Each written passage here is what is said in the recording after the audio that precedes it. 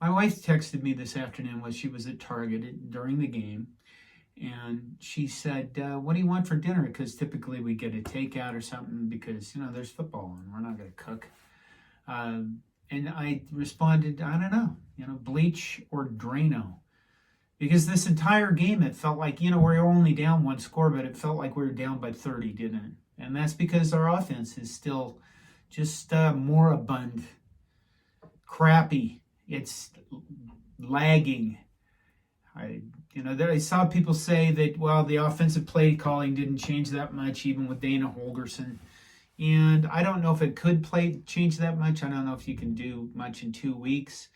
But I do think we saw a lot of the same things. Some of the same things that I was looking forward to did not happen. And there are so many questions about this game. God help us.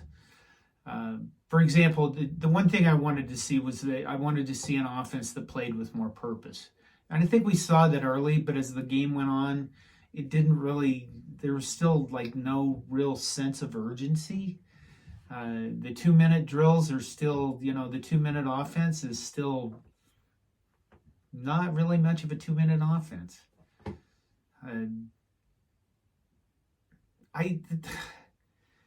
They let them, there's no hurry up in this team. There's no, I get on offense at least, there's no playing with a sense of purpose like I mentioned. There's no oomph in it. We see the same shit over and over and over. I'm really losing faith in Dylan Raiola. I know we can say he's a freshman, but now he's many games into his freshman season and he still does the same thing. I miss the fact that we could have a quarterback that could also run. They put Heinrich Haarberg in for one fucking play. He gets 13 yards and they take him out of the game. Could you let him run a series? Did you just put him in the play so you could say that you put him in the game? There's so much discombobulation shit that doesn't make sense with this football team. And again, it's all on offense to me. On defense, we had the secondary broke down a couple times and gave up some big plays. Malcolm Hartzog gave up 10 receptions.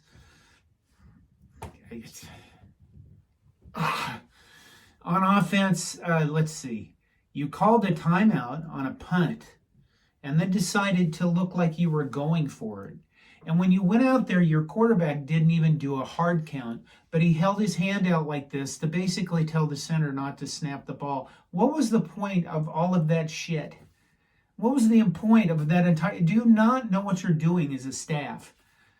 Do you not know what you're doing on the field? Because that's what it looks like, how many games into this. We realize we could say, well, we have a new offensive coordinator. Okay, you just wasted a whole series of time there. And if and then you take the delay of game, and then the best player on your entire team, maybe Ty Robinson. Sierra Wright played exceptional football today in his, against his old team in his hometown. He should have been on the field for everything. We could clone him. We could have had a good secondary maybe. On offense, why does Anthony Dowdell look at a field that's in front of him where he could cut right and go up to the field to the corner of the touchdown and decide to run straight into the only fucking guy that's in the defense left? I realize that's his style of running, but is he brain dead? Because they need points. They need yardage. We got the turnover in the red zone, and I think I tweeted and texted, the good news is we got a turnover. The bad news is in the red zone. We had to settle for another field goal again because we just can't score in the red zone. Raiola constantly taking the checkdowns. I know he's a freshman. But again, I miss a quarterback that is no threat to run. And I think because of his back in this game, he was no threat to gain any yardage. So at this point, I got to believe that most people are just tuning out and not paying attention. The most dangerous thing for Nebraska football is we're watching the same movie over and over, and it's ending the same way. Why couldn't you give Heinrich Haarberg just a series? It was really insulting that USC ran an option to pick up a third down, the speed option. It was kind of like, wow, let's insult them with their own history that's faded and gone away. God. This is exhausting. And I feel like I was 743 years before the games, years old before the game started, and then it's just the same thing. And I can't believe you even want to watch me anymore, sitting in the bathroom bitching about this team, because that's the same story too. So many balls went USC's way, and so many weird bounces. Bouncing. We miss an interception.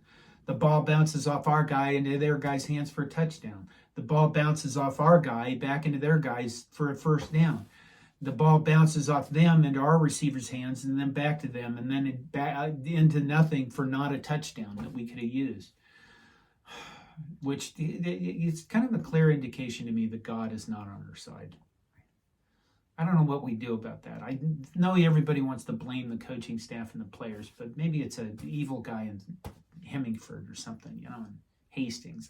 Maybe. I don't know what else to say. We got 2 more games to win a bowl game. If for no other reason, so we can stop hearing about these damn, who's the longest bowl streak? Who doesn't has the longest not go to a bowl streak in Power 5? Like, you have to put that question up because you hate us? You couldn't have asked, I don't know, who has the biggest cow in Holdridge? Some damn thing like that. Okay, I'm just rambling. I got to believe that most, from the traffic I'm seeing and from the people I'm seeing and from the comments I'm seeing, I'm believing that there's a lot of people just completely checked out of this team. And I don't blame them for that. This week we had our athletic director talk about doing a stadium renovation in 2025. And you know what? I can't believe that you could honestly spend a lot of money doing a stadium renovation in 2025 if you don't have a winning team by then. And it's really hard to look at Matt Rule and how he manages stuff. The end of the first half, we didn't call a timeout, and then we called a timeout. And I kind of get it. We were forcing them to punt. So maybe we could block it because we did come close to a couple blocks. So maybe there's that. We caught one ball at the 4-yard line, which, and then we let the ball, before the end of the half, roll all the way to the 1 because we didn't feel it. None of this stuff. The problem is it's so schizophrenic. There's none of this stuff that seems to be dependable. And perhaps that's the maddening part of all of this, is that there's nothing, I did that Fire Marcus Satterfield video, and I said, what do you do well? Name 3 things we do well. On offense, that was. But you can name a lot of things we still just do not very well at all. We made 2 field goals, that's good.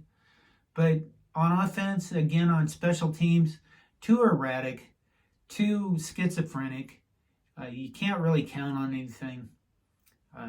I miss a running quarterback. I don't mean we don't have to run the option, because nobody can do that anymore, really, make it a core part of their offense and win.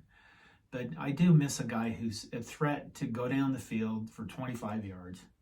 And I think that's a big key missing in our offense. Nebraska loses. We're not bowl eligible again. USC 28-20. There's your game. And I hope you're all doing well. And I hear from people that they watch these videos and they feel better after a game. And I hope that I'm still doing that for people, because other than that, man, this is really difficult. Basketball season started. Maybe it will be decent basketball. It's a thing. Okay, y'all take care.